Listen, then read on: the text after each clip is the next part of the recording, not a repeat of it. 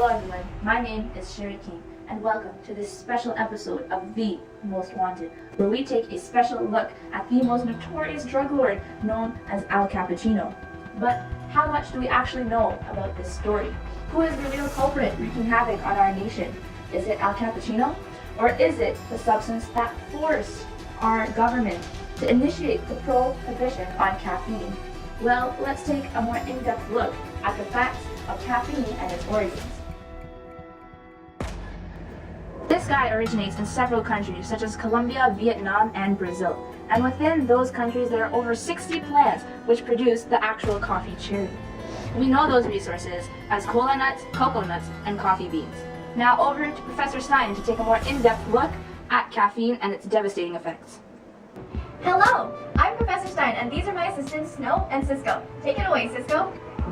Okay, so humans have found many ways to add caffeine to several products. For example, 100 grams of coffee has 40 milligrams of caffeine in it, and 355 grams of Coca-Cola has 23 to 25 milligrams. And the biggest one, 100 grams of dark chocolate, has 43 milligrams of caffeine. 43! Now in Canada specifically, Tim Hortons is the most popular coffee shop. In a week, on average, 73% of Canadians visit, and their most popular beverages have so much caffeine in them. So we have the original blend coffee here that has 140 milligrams of caffeine. A chai has 50 milligrams, and a cappuccino has 70 milligrams. Now, over to Snow. So I'm going to be focusing on the main systems in your body. So first off, there's a chemical in your brain called adenosine. What adenosine does is it regulates your sleep schedule. So throughout the day, adenosine levels increase, and that's what causes you to go to sleep. But when you consume caffeine, the caffeine, since it's molecularly similar to adenosine, that connects to the receptors in your brain. So that causes your pituitary gland to go into fight or flight mode. So that increases adrenaline levels, which can also increase cellular activity.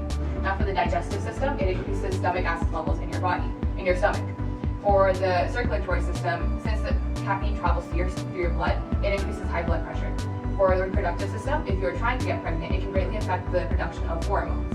And if you are pregnant, then since the fetus gets its nutrition from the blood, it can increase the fetus's blood pressure, it can increase miscarriages, it can increase their metabolism. And finally, for the skeletal system, what caffeine does is it greatly affects the absorption and metabolism of calcium. So that can lead to brittle bones.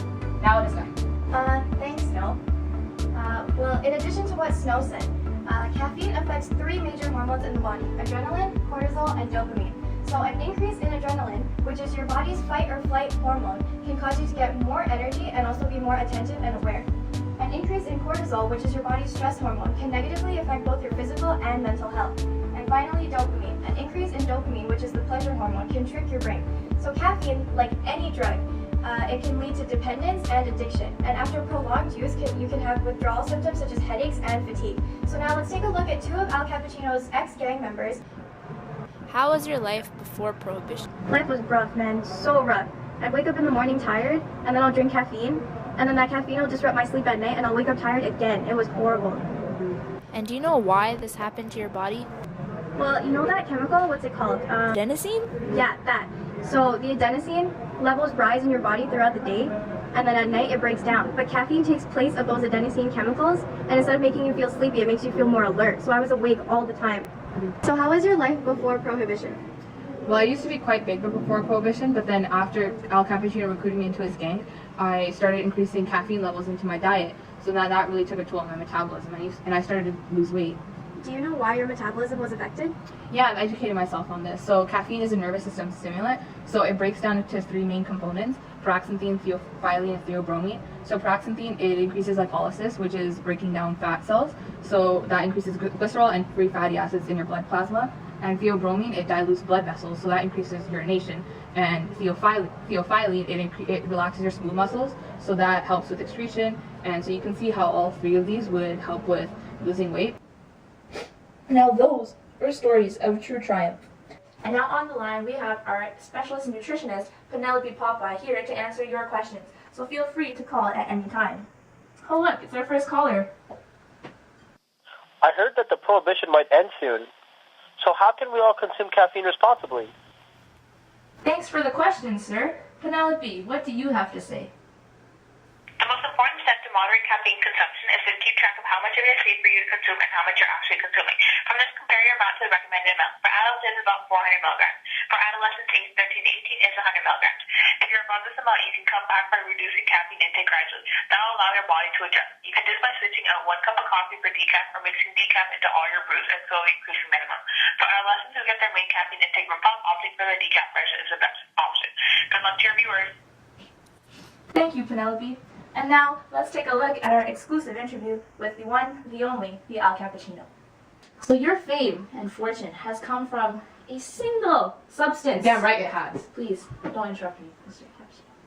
A single substance called caffeine. Now tell me, how has the Prohibition benefited you? Well, Miss King, business has been, is, and always will be booming. Did you know that Canadians on average drink 3.2 cups daily? That's breakfast, lunch, dinner, and a snack. Now smack a price on that, bada bing, bada boom, you have yourself millions. Not 100 million, not even 500 million, but $917 million. Can you count that high? Didn't think so. The caffeine and tea industry, you gotta give it to them. 85% of their income is in my pockets right now. With me. Now tell me, during the Prohibition, who was your biggest customer? Now, since coffee is the #1 consumed beverage in Canada, can you even imagine how many companies are begging at my feet? Now, the #1 company, Tim Hortons. Love Tim Hortons. Now, let me tell you about them. Just listen to me very carefully. Now, listen to me.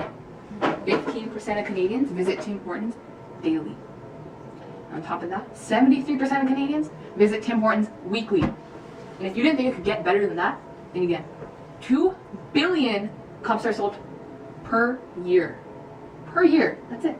2 billion. Now think about all that money. It's coming straight into my pockets. My pockets. Now, the youngsters of Canada love the next generation. 75% of youngsters ages 12 to 18 consume 2 to 8 cups a day. 2 to 8. I love it. And then those adults. Oh, adults. 65% of adults consume over 100 milligrams of caffeine per day. Per day. That's more than the recommended amount. What do you think is next for your organized crime mafia now that your time as boss has come to an end? Come to an end? Excuse me, King? This interview has come to an end. That was an intense interview. But don't fret, folks, because this story does have a happy ending.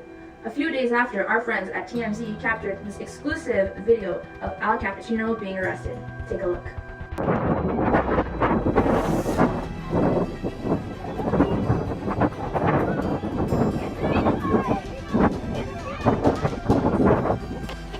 Thank you for tuning into this week's episode of The Most Wanted.